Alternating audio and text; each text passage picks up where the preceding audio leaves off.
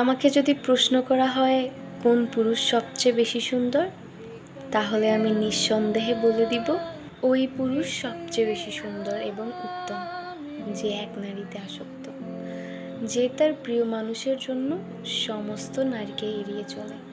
তার প্রিয় মানুষ কষ্ট পাবে বলে সে তার সমস্ত খারাপ অভ্যাসগুলো পরিত্যাগ করে।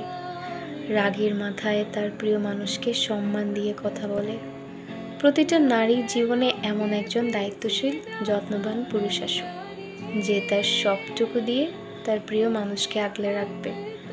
সম্পর্ক হবে হালাল এবং উদ্দেশ্য হবে জান্নাত।